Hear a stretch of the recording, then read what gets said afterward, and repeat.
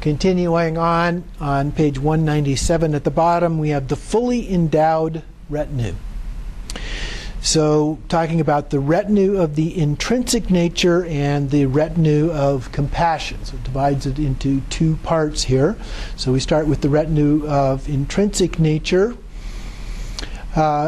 And it says, just see the paragraphs above. So those are the ones that we were already describing there. So we continue on then with the retinue of compassion, looking specifically at the inner sattvas and female sattvas. And these relate then to the skandhas. So the retinue of sattvas, the actual teacher refers to the great awakened one. Retinue arises from within compassion of self-appearances. They have cleared all obstructions and internalized all qualities. They, that is the retinue, are awakened as great ones. The four sattvas of consciousness, the Vajra is indestructible as space and wisdom, or appearances and emptiness. Having conquered all obstructions, they no longer cause harmful effects. So on page 199, then it begins to go through each of the skandhas here. So we began, the Vajra vision of Buddhas is more sublime than the visual consciousness that sees form. So they're at a higher level, they transcend seeing form.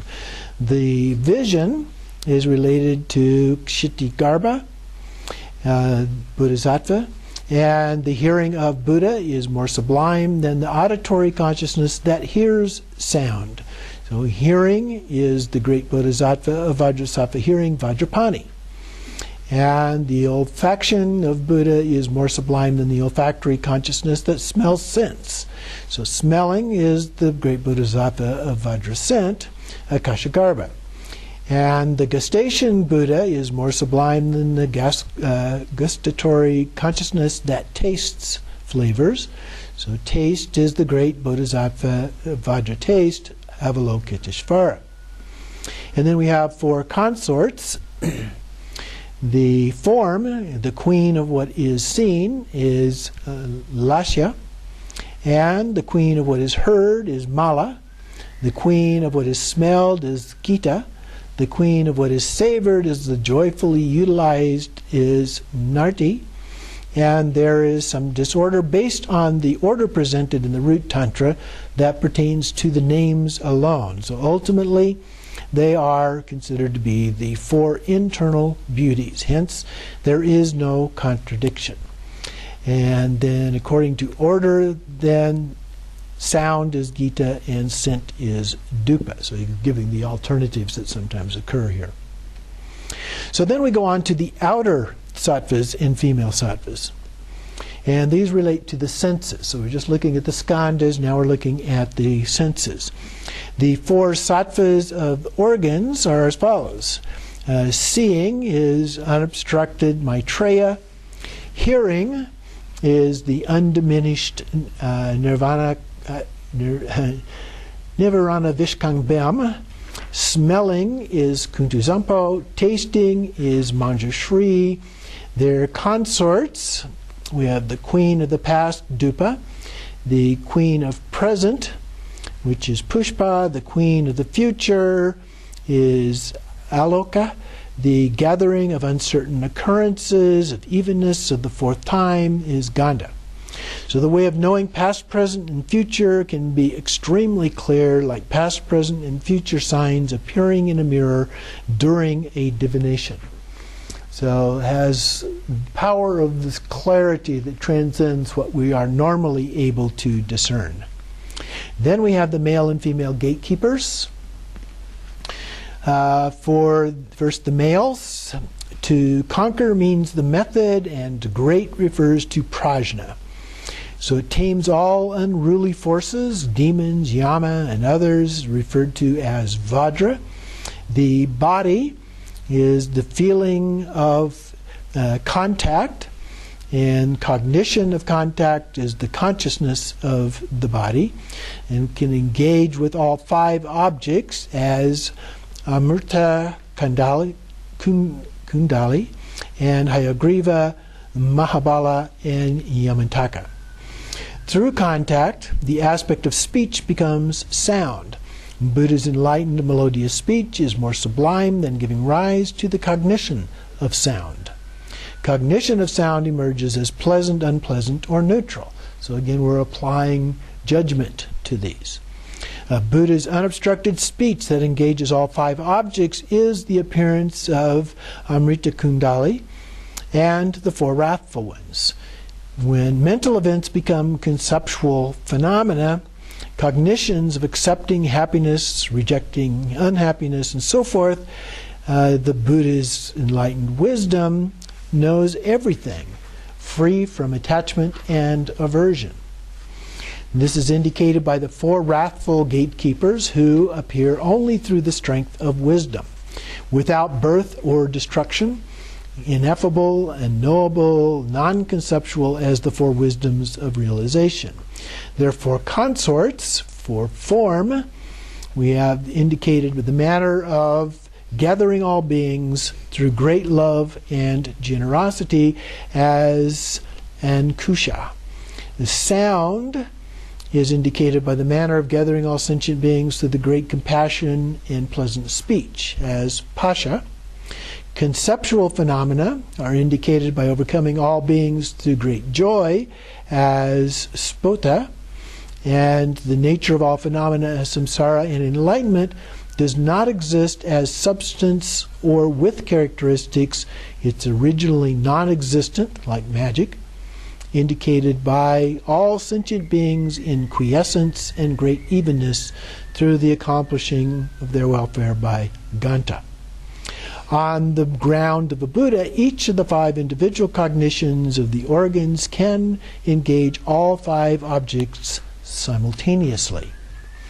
So you can see as we really embellish the details of the mandala that we're describing here through primarily the five Buddha families, but then also these other levels of the gatekeepers and so forth. Now we're embodying all of these different qualities and characteristics associated with the different things that we encounter in our lives. Just as the mandala of the male and female principal ones, the sattvas and female sattvas, male and female gatekeepers, and so on, appear in the center, similarly the mandala of the four females appears in the four directions and is surrounded by hundreds of thousands of individual retinue group formations. So this manifests then in countless numbers. And it resembles the principal mandala and pervades the entire space of the sky. So this arises from within the soul manifestation of the self-appearance of wisdom. So when wisdom manifests, then it then expands into all of these different forms. So we move from transcendent wisdom into ordinary forms of wisdom, if you will. Next we go on to the array of self-appearing wisdom. The origin of the array's nature. Here we have the narrative context. Since it is not the field of experience of others, then all male Tathagatas, whose nature is indivisible from the gathering of their female queens, appear as the secret mandala. Vajra words reveal the meaning of the self-appearances as the mandala from the five families of the Vajra enlightened body, speech, mind, qualities, and activities, free from verbal expression. So again, its nature is in the form of its essence, and so it transcends things like body, speech, mind, qualities, and activities in the form of verbal expression. How is it arranged? Well, the place is the way it appears and who will abide there. First, A originates from within the Dharmakaya. A-ma is the appearance of the Sambhogakaya. A-ma-ho shows the marvel of the diversities of the self-appearances. The spontaneously present five wisdom mandalas of the Sambhogakaya have received the mastery of the Dharmakaya nature of space as it is, that originates as a matter of course from the inconceivable compassion of the teacher himself. So through the Buddha's compassion, the wisdom and the things manifest in the variety of ways. The arrangement of this rich array, Pure Land, is the self-appearance of the Tathagata himself. So even though we talk about all of these details, it just simply is the Tathagata himself. The perfectly pure nature appears as utterly lucid. The supreme Vajra nature, down at the bottom of the next paragraph, free from meeting and parting, abides as the Sambhogakaya. Thus, Vajra, body, speech, mind, manifest as the continuity of secret words. So words that are not spoken per se. Moving on down to just above the last paragraph, again on page 204, here the mandala of the spontaneous presence of the Buddha's own appearances is being revealed. So other presentations are irrelevant. And then going down to the very bottom of the page, the compiler is undifferentiated from the teacher. So his speech is the word of the teacher. In the Tantra, purifying the lower realms, it is explained that most mandalas are taught by Vajrapani. So they are recognized as tantras. So that concludes chapter 1, the basic description of the appearance of these as the mandalas in the actual tantra and the practices. Chapter 2 then begins by focusing on the teacher as the 5 Buddha families. So we're not discarding the 5 Buddha families here. We're still engrossed in all of that. So the teacher himself arises as the 5 Buddha families. Their enlightened minds are inseparable as self-originating wisdom. Phenomena are primordially awakened. The male and female Dharmakaya teacher appears as the Sambhogakaya. So the Dharmakaya teacher would be the Samattabhadri, and it appears as the Sambhogakaya, which would be the 5 Buddha families and so forth. And the enlightened mind of self-originating wisdom is established as the object to be known. So what we need to know is our own mind at that level. So this is as the male Samattabhadra of Vajra mind. Then we have Samattabhadri, in being designated as the female consort. The objective grasping corresponds to the female and fixating to the male. Indivisibility of male and female means that when the mind apprehends an object, both grasping and fixating are the single nature of awareness. So when we talk about Rigpa, when we talk about pure awareness, that's the ability to be aware of something. And then when we become aware of something, we become aware of an appearance of some object. But they're really not two different things. It's like the front and the back of your hand. There's the ability to be aware, and then there's the actual awareness. If you didn't become aware of something, you wouldn't know that there is the ability to become aware either. And so then we have apprehending mind corresponds to the male, apprehended to the female. Both are indivisible as a single taste within the mind.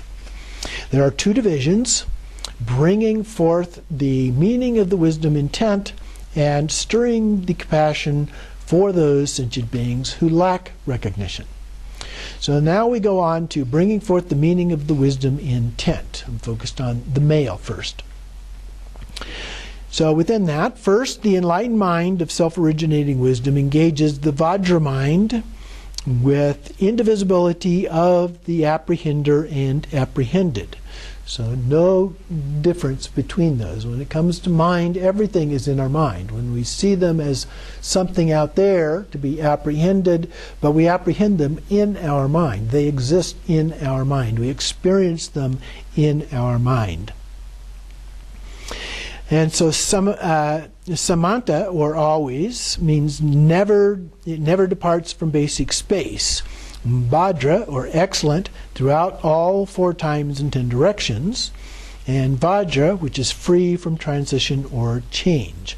The intrinsic nature of objects, as the Vajra queen of activity, we have the phenomena of samsara and enlightenment are always primordial appear. So that which is excellent can be determined and engaged. By apprehending this, there is inseparability with the single intrinsic nature of Samittabhadra's self-originating wisdom mind, the nature of all Tathagatas. By seeing phenomena as not other than himself, the Tathagata expresses this through his speech. Next, Imaho expresses the great astonishment. The nature of all Buddhas and sentient beings is primordially inherent and fully awakened, so that is the Vajra. The nature as emptiness and the appearances as the aggregation, the branches of that aggregation are consciousness and so forth, known as the 5 aggregates, and the 5 fully perfected Buddhas, such as Akshobhya. Likewise, the sense sources and elements are the male-female bodhisattvas, primordially abiding as the retinue of the mandala itself. So sense sources from the 6 objects and so forth, form, sound, scent, taste, touch, and mental phenomena. So the 6 sense organs, eyes, ears, nose, and so forth. So we have 12 sense sources. The 18 elements are the 6 objects, the 6 organs, and the 6 sense consciousness.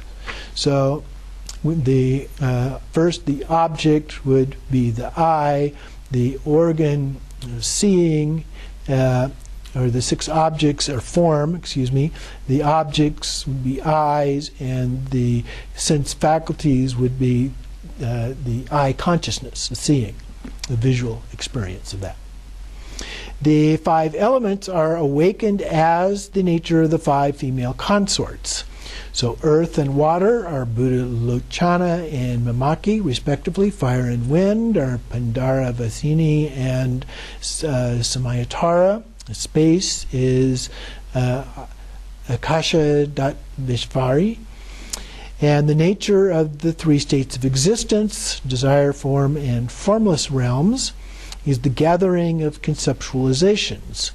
That appearing as impure, this abides as primordially awakened, since all phenomena are not other than the state of awakening. Okay? So from the point of view of pure view, we see these all in that way. If the so-called impure phenomena were to be sought, not a single particle would be found. There is nothing to discover. Hence, it can be understood that ultimately everything is non-existent. So from an ultimate point of view, everything is non-existent in its own self. Okay? It requires our engagement, our involvement, for it to be perceived as really existing, in which case it's no longer existent as itself. From the ascertainment of valid cognition, it states, know that the unconventional seeing of those with omniscience is never incorrect. And the all-creating monarch states, phenomena are unborn within the nature of mind. That mind is the phenomenal essence of awakening. Both existence and non-existence are non-conceptual.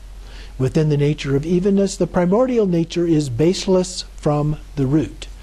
And then from the wheel of no return, phenomena are primordially awakened. So the characteristic of awakening is like the sky. So then we move on to the female aspect here. And so, starting with the second paragraph, having expressed the fundamental nature of the object, then objective appearances of the mind are established as the intrinsically pure queen of activity. Samittabhadri, wisdom awareness, is Samittabhadra. The object and subject become indivisible as the nature of the aphorism. Then, to reveal the amazing nature of phenomena, Kyemaho is expressed. The Pure Lands are the realms of the 10-directional great trichiliocosm. And they are all primordially empty. This includes the 4 continents, Mount Meru, and so forth. So all of these pure lands and world systems are empty, similar to a reflection.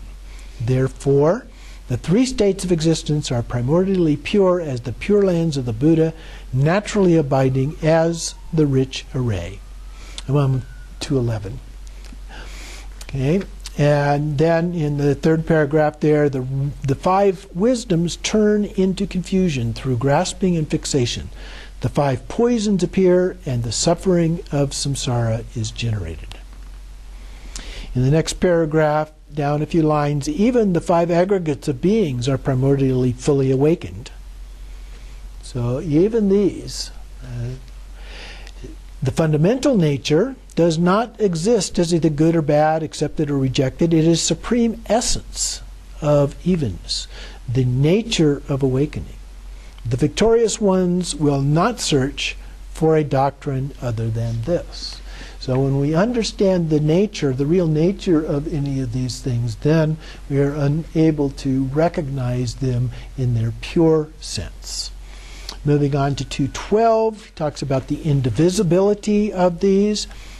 In the second paragraph, the nature of subject-object and wisdom awareness is indivisible as male and female. Primordially awakened as the nature of evenness, even the ordinary mind can be recognized as the dharmata, nature of awakening. And then from the Superb Monarch Tantra, myself and all limitless sentient beings are primordially awakened. Recognizing this to be so, I give rise to the supreme bodhicitta. And then, second, phenomena are primordially beyond the elaboration of arising and ceasing. And since the mind that realizes this is also the intrinsic nature of the five wisdoms, this is expressed as imaho. And imaho is an expression that is often used as just an expression of, isn't that great? Imaho, you know.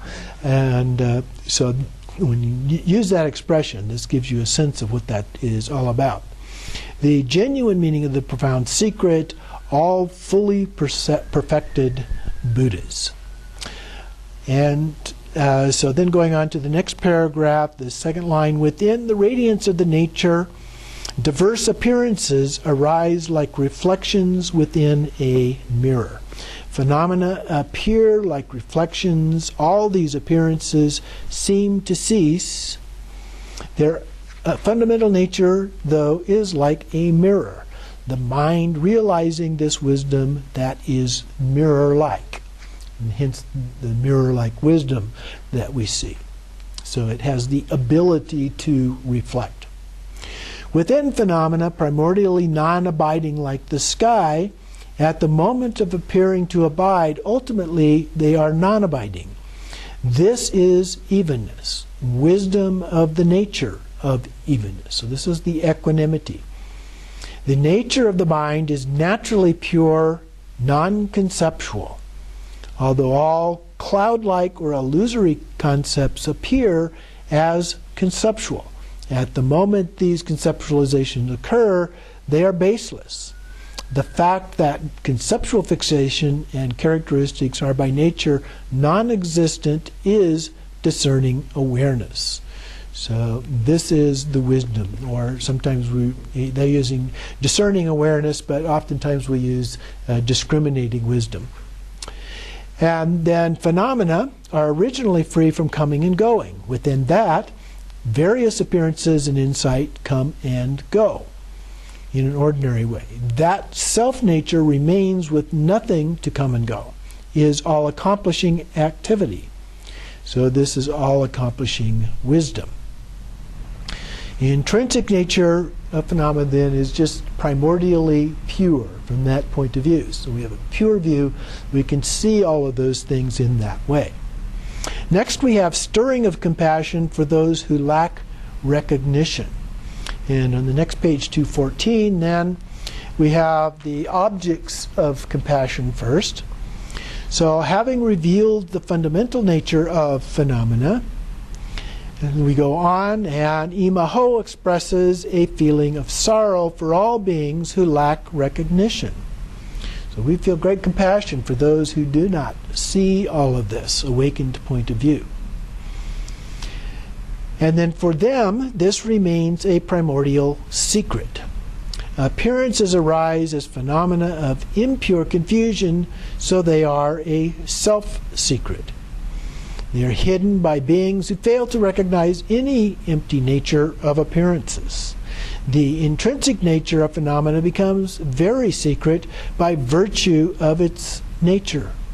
So because of its own nature, people don't recognize it. And because of that, it becomes secret at different levels, as indicated here. The intrinsic nature is not other than the mind's nature, and the failure to see what one possesses makes this extremely secret. So our own innate ignorance, if you will, makes this extremely secret. Again, the teacher's compassion wells forth. Next, we have the way confusion of samsara occurs. The pure nature of the Tathagatas appears as all the kayas and pure lands, and all impure phenomena appear as the entire universe. Inhabitants possess the characteristic of having a single essential nature that is primordially awakened. So all of the inhabitants already have that. We already have our innate Buddha nature. Although inseparable and completely pure, due to the confused ignorance, the result ripens as rebirth in the three lower realms as humans and gods, who experience inconceivable ranges of happiness and sorrows, constantly going up and down, up and down, up and down. Spontaneously present great compassion arises as the great wisdom of awakening. Imaho is expressed with loving kindness from within the essence of the Sagata's original fundamental clear light nature of mind. Confusion has occurred. So we have this great compassion for them. The essence of the Sagatas is to abide in the mind's nature of clear light as the three kayas, free from meeting and departing. Then continuing on to 16 here below the quotes. In the second line, the dreamlike self-appearances emanate through the accumulated root karmic causes for the natural arising of the concepts of each individual sentient being. Then appearances as the countless forms all beings hold to the notion of I, fixating upon a self and my things, the individualized dual grasping and fixation.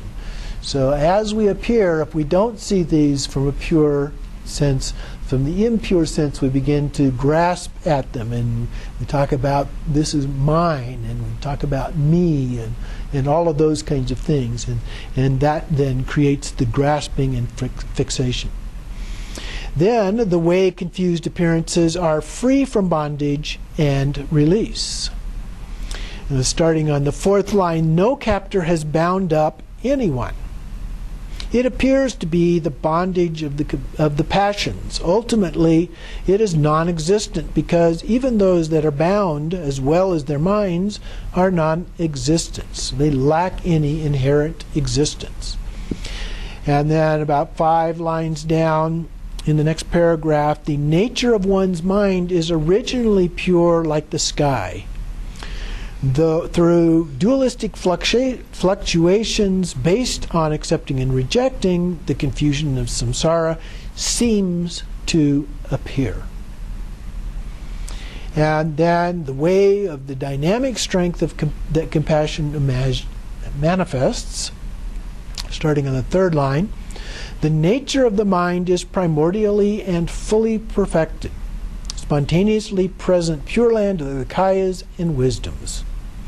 To reveal this, diverse manifestations emanate through methods and manifestations of compassion. Thus, the Tathagata of pure self-appearances intentionally brings forth the subject to the Tathagata himself. Both the relative bodhicitta and the genuine state rise as the wisdom of the nature of evenness or equanimity. So this completes chapter 2 of the Guhyagarbha Tantra.